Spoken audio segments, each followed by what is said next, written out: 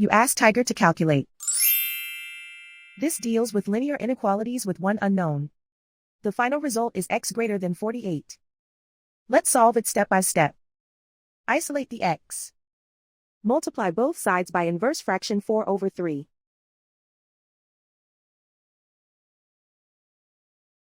Group like terms.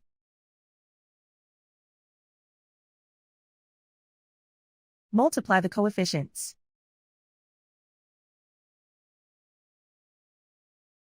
Simplify the fraction.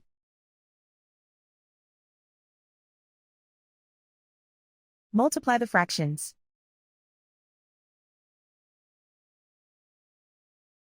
Simplify the arithmetic.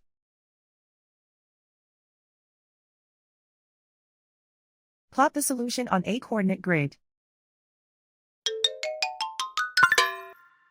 And so the final result is x greater than 48.